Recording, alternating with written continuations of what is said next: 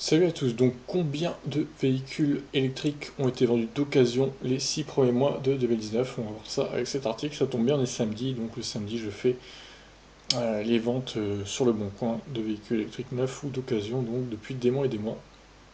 Donc a priori il y aurait 8900 véhicules électriques qui ont été vendus du 1er janvier 2019 à maintenant, enfin au 31 juin 2019 du coup, vu que c'est le premier semestre.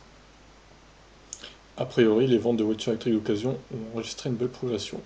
On n'a pas les chiffres précédents, bon, c'est un peu dommage.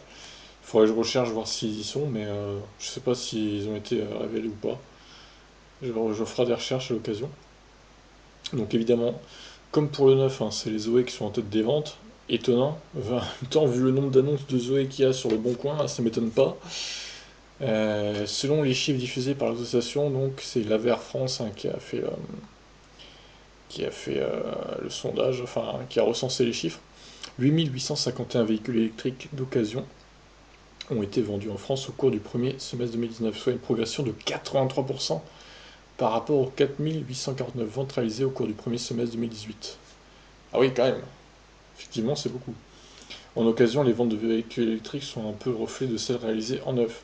C'est donc sans surprise que la Renault Zoé occupe la première place avec 5454 unités écoulées, 118% de plus par rapport à 2018.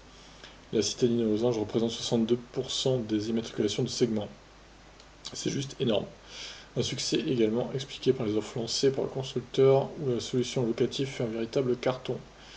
Du côté des autres modèles, donc la Nissan Leaf occupe la seconde position avec 547 ventes réalisées, soit 19% de plus qu'au premier semestre 2018. Alors moi je me demande si c'est que la Leaf 2 ou il y a la Leaf 1 comptée dedans aussi.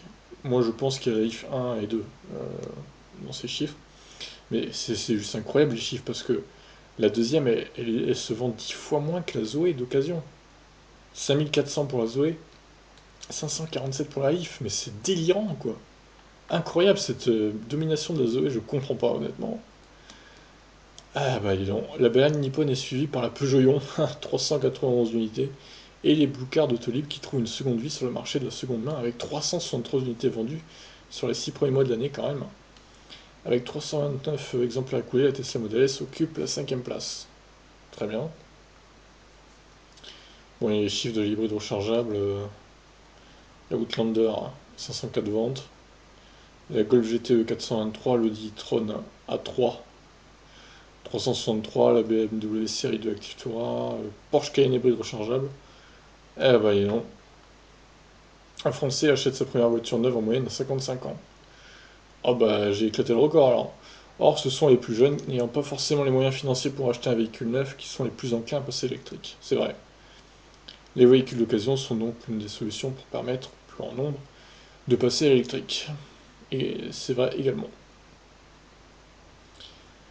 Alors, Renault propose une offre apparemment à 59 € par mois pour la Zoé avec batterie 22 kWh. Bon, après, c'est quand même hors location de batterie. Il y a un premier loyer de 1100 € à déduire hein, quand même. Prime à la conversion également déduite, donc ce chiffre est un peu mensonger. Comme tout ce qui touche Renault, de toute façon, ils optimisent au mieux le chiffre pour communiquer sur des chiffres fracassants en fait. C'était comme l'épisode de l'autonomie de la Zoé à 400 km d'autonomie pour la 41 kWh là. C'était 400 km d'autonomie et de DC et pas de WLTP du coup. Bon bref, Renault ils aiment bien tricher un peu sur les chiffres. Et on peut pas dire qu'ils mentent, hein, mais au final ils trichent quoi. Ils optimisent à fond leur offre et du coup au final quand on se retrouve face aux vendeurs, bah, c'est pas du tout pareil. Pour bien acheter une voiture électrique d'occasion, il convient de suivre les mêmes règles que dans le cas de figure d'un véhicule thermique, à savoir privilégier la transparence, dossier administratif complet, historique du véhicule bien renseigné. Faire des vérifs visuels, évidemment, les tester. Des règles générales auxquelles s'ajoutent des conseils spécifiques à l'électrique.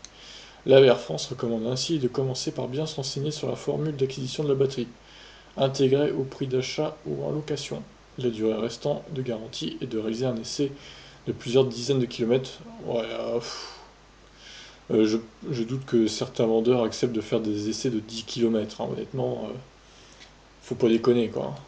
Un essai de 2 ou 3 km ok, mais des dizaines de kilomètres de. Faut pas déconner quoi. En cas d'achat par un pro, l'association conseille également de demander le SOH, State of Health, de la batterie qui offre une bonne visibilité quant à son état et l'éventuelle capacité de perdu. C'est vrai, ça c'est bien.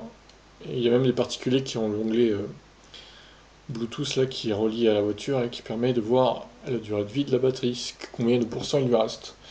Moi j'aurais pu l'acheter sur l'Aion mais je l'ai pas fait du coup, ni pour le Kona. Bon pour l'instant je l'achète pas, ça sert à rien, le truc est neuf donc honnêtement il a rien perdu clairement quoi. Donc voilà, intéressant en tout cas l'hégémonie encore de la Renault Zoé d'occasion, c'est affolant comment elle domine. Moi ça me tue quoi, honnêtement. En plus d'occasion elles ont souvent la location de batterie. J'ai encore pas vu d'occasion de Zoé avec batterie incluse, hein. Honnêtement, j'ai pas le souvenir, donc bref, incroyable domination de la Zoé, c'est surprenant, surprenant. Malgré que cette voiture ait certes pas mal de qualité, comme sa recharge à 22 kW en AC, c'est bien ça, mais elle est peu fiable et la garantie finalement est pas longue.